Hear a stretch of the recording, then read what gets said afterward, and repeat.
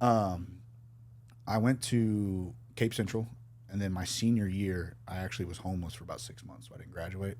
Oh damn. Yeah. And How'd then, that happen? my mom is incredible.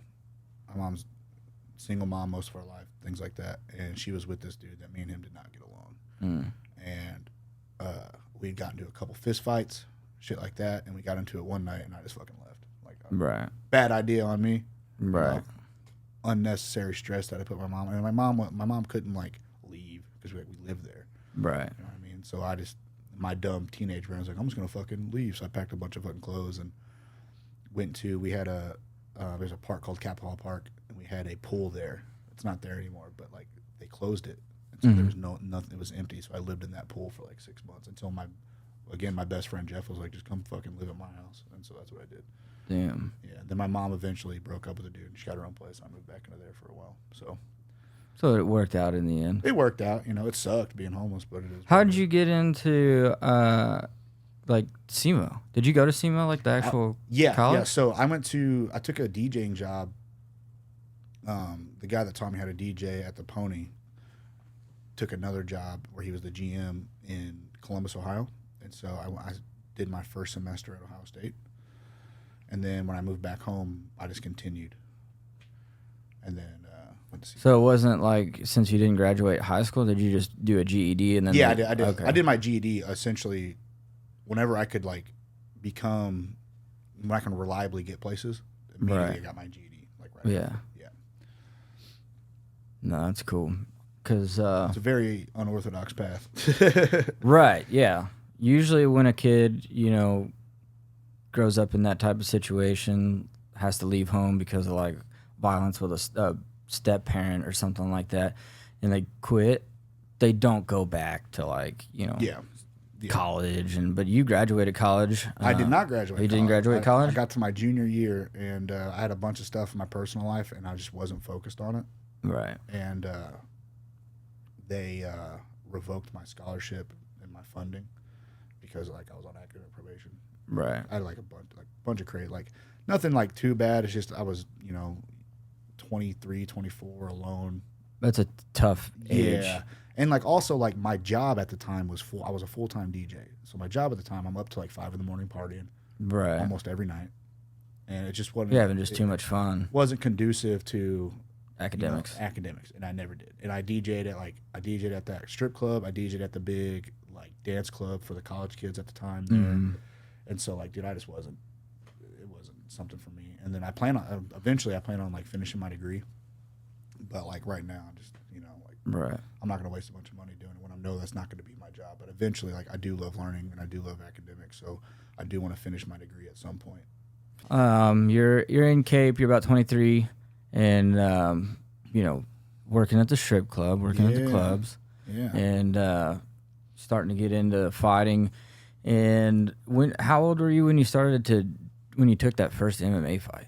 17. I was a fucking senior. So you were still in high school? I had all my fights in high school. Oh shit. Yeah. So you just fought like 4 times, just like. Yeah. So the guy who ran the MMA gym ended up closing because running an MMA gym is not financially lucrative.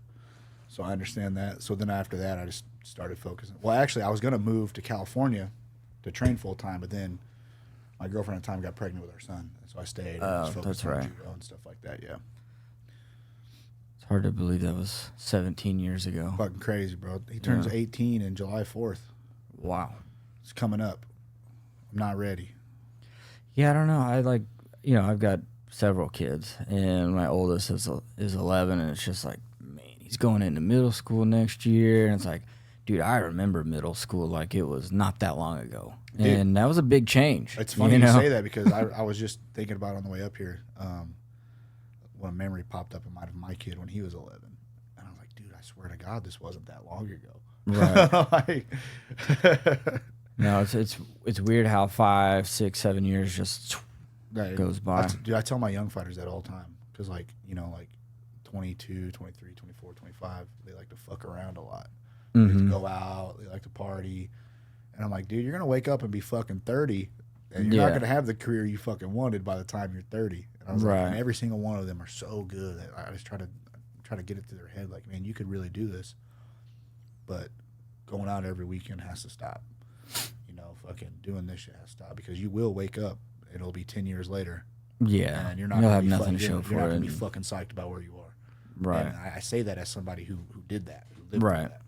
And you know, but I remember me at 23. I thought I fucking knew everything too. Yeah, I didn't want to listen to nobody. I don't listen to shit. It was everybody else's fault. Nobody knew what they were talking about, and it's like, maybe that was me. Like, whatever, dude. Like, I'm fucking partying every night. I'm fucking getting chicks. Fucking blah, blah, blah. Right. I'm having a great fucking time. Yeah, you don't know me. All that shit ends, man. That shit's got a expiration date, and it's fucking fast on the way. Yeah, going out and partying is not. You don't want to be the 35-year-old at the party, brother. I'll tell you the exact moment I had that realization, where I was DJing a house party.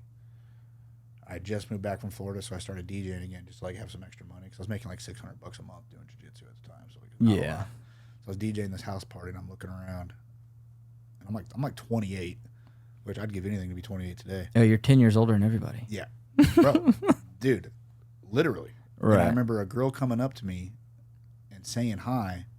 I didn't recognize her, but I knew her when she was like in high school, and now she's in college, and she had this college party. And I'm like, I gotta get the fuck. I'm the oldest person here, and I'm 28. I gotta get the fuck out of here. What the fuck am I doing? And like, even now, like, I don't go out to bars like downtown anymore. I like every once in a while I'll step out, you know, just to like get out of the house. You know what I mean? But I usually save my going out times for when I'm traveling, or I'm like after a big tournament or something. Like we were in Japan in October. I went out. Yeah. I'm in Tokyo. I'm going to, you know, but like, it's not at max. Like, if I'm just on a bender, I'm probably going out like once every 3 months. Right. And that's like excessive for me. Yeah. That's how it should be, you know, when you get into your 30s, because, dude, the hangovers are just so fucking It's the worst, dude. It's also, what are you celebrating?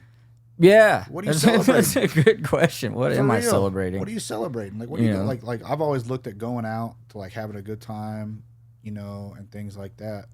You know, and sometimes like a random go out, like you need to do something spontaneous and fun. A birthday party, something or like you know, yeah, or like, you know, like, hey dudes, I've had a fucking horrible 3 weeks. Let's go fucking out. Right, something like that. A bunch of guys are getting together. You know, there's an occasion. You're not just going out just to be. Yeah, just out. Because that's what you do every day. Right, bro. I was in that cycle for a long time. Fucking same, and you know, and I look at like younger kids or something like that, and they're always going out all the time. Like, for what? What are you celebrating? You're just spending money. Right. Killing your liver. Yeah. Hanging out with people who probably fucking suck. Right. They don't, like, you know, they don't care. Yeah. You know, you're not building, it's hard to build like, you know, meaningful, long-lasting relationships and stuff when you're at a bar. Bro, I spent 18 to 28 essentially in a bar. Yeah. Right? You know how many of those people I talked to today? None. Maybe one, if you see them. If I see them, that's the key. If I see people out, I'll say hi. Right. But as far as like, those motherfuckers ain't calling, checking on me. No. You know what I mean? Those guys ain't fucking texting me like, "Hey man, congrats," you know. Right. Shit. You know, and that's kind of the thing that people, you know, as a young person, you need to go through that. You need to like be around the people and realize this is the difference when somebody actually cares about me. Right. Versus, you know and you can find that you can find those connections with people, and you can find that network in a gym. You're way more likely to find it there than anywhere else. You're way more likely to find that anywhere else than a bar. Right. Yeah. The farmer's market. You can go to the farmer's market and make that connection with somebody more than you can in a bar.